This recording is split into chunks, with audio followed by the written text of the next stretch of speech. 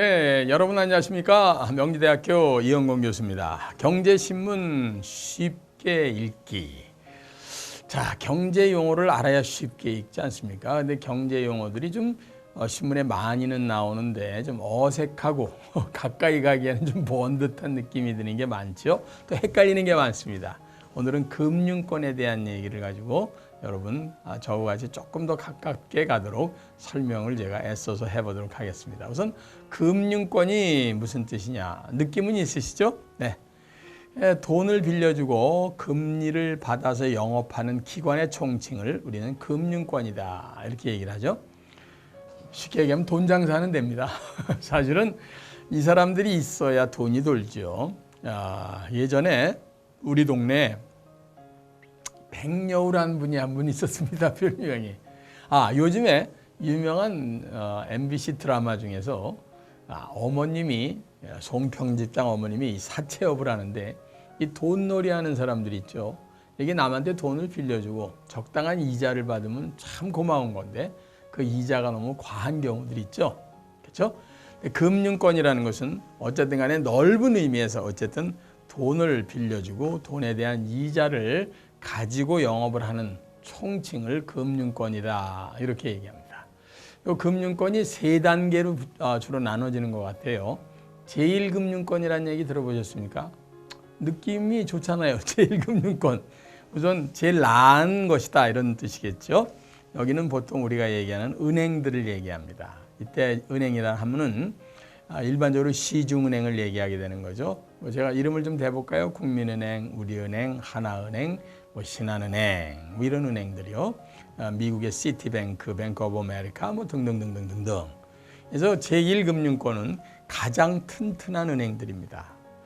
근데 은행도 망합니까? 안 망합니까? 예전에 이 질문하면 바로 저한테 이 은행이 어떻게 망해? 이렇게 생각하는 경우가 있었는데 은행 망하는 거 보셨습니까? 있지요. 은행도 망할 수 있습니다. 왜? 거기도 돈을 빌려서 장사하고 돈을 빌려주면서 이익을 챙기는 데이기 때문에 그게 잘못돼서 경영이 잘못되면 당연히 망할 수 있습니다. 근데 어쨌든 제1금융권 하면은 제일 편안하게 가장 그래도 우리나라에서 안심이 되는 금융권을 제1금융권이다 이렇게 이해를 하시면 되겠습니다. 거기에 들어가는 게 일단 시중은행이라는 건데 시중은행이 아까 말씀드린 한개 여러분이 아시는 중요한 은행들을 시중은행이라고 합니다. 그런데 제1금융권에 가서 돈 빌리기가 만만치 않죠? 왜냐하면 거기가 좀 까다롭습니다. 그죠? 그 다음에 거기에서 돈을 많이 빌리러 가는 이유가 뭐냐면 제일 이자가 싸거든요. 저렴한 편입니다. 그런데 제1금융권에서 돈을 빌릴 수만 있다면 다 글로 가죠. 제1금융권에서 빌려줄 수 있는 한도가 정해져 있죠. 그래서 거기 가서 본인이 돈을 못 빌리게 되면은 바로 두 번째로 빠지게 되는데 그거를 제2금융권이다 이렇게 얘기합니다. 우리 학교 다닐 때 시험 볼 때 대학 볼 때 1차, 2차 이렇게 있었습니다. 1차 떨어지면 2차 가듯이. 제2금융권이 여러분이 아시는 혹시 캐피탈이라고 현대캐피탈, 신한캐피탈에서 캐피탈이라는 뒤에 글자가 붙은 데가 대강 제2금융권이 될 것 같고요. 보험회사 이런 데서도 요새 돈을 많이 빌려주시죠. 이런 걸 우리는 제2금융권이다 이렇게 얘기하죠. 또 하나 있습니다. 은행은 은행인데 앞에 두 자 더 붙은 거 있죠. 저축은행. 요거는 제1금융권이 아니라 제2금융권입니다. 이게 옛날에 치면 금고였거든요. 그런데 이게 이제 일단 금융권으로 흡수하면서 이름을 바꿔서 일반 은행하고 헷갈릴까봐 세이빙스 뱅크, 저축이라는 자를 앞에 붙인 겁니다. 그래서 1금융권이 아니라 그건 2금융권에 들어간다 이렇게 보시면 됩니다. 따라서 2금융권에서는 1금융권보다 당연히 이자가 높죠. 이때 대출해주는 이자도 높고요. 예금 이자도 높습니다. 당연히 높죠. 그런데 여기는 1금융권보다는 조금 더 편안하게 돈을 빌려줍니다. 그러니까 거기 가면 이자는 높더라도 대출이 되니까 보통 이렇게 아파트에 들어갈 때 이렇게 써 있죠. 1금융권에서 안 되는 거 2금융권에서 저희가 해드립니다. 이렇게 적은 건 고맙다 생각해서 가서 보면 이자가 살짝 높습니다. 왜냐하면 그들은 제1금융권에서 돈을 빌려다가 장사하는 경우가 많거든요. 그죠? 그런데 이번에는 제3금융권에 해당되는 사금융이라는 게 있죠. 이게 이제 소위 말해서 옛날에 동네에서 돈놀이 하시는 분들, 그죠?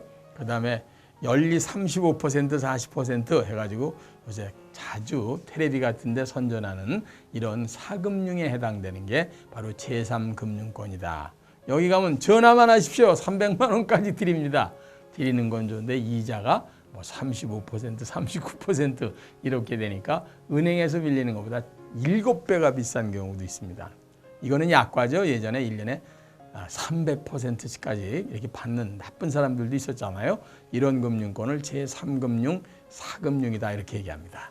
따라서 우리는 금융권을 가되 1금융권을 제일 먼저 생각을 하시고 그 밑에 2금융권인 캐피탈보험저축은행 그리고 3금융권에 가는 사람의 경우는 1금융권과 2금융권에서 대출을 받을 수가 없는 자격 요건이 안 되는 사람이 밀려서 가니까 이게 악순환이 될 가능성이 아주 많죠. 그래서 요새 사금융법을 아주 강화를 시켜서 일정 퍼센트 이상의 이자 이상을 못 받게 불법으로 처리하게끔 많이 좀 해놓긴 했습니다만 아직도 불법으로 굉장히 높은 사금융이 횡행되고 있는 것은 여러분 잘 아실 겁니다. 늘 금융권을 이용하실 때 1금융권부터 일단 두들겨 보시고 밑으로 내려가는 슬기로움을 가지시기 바랍니다.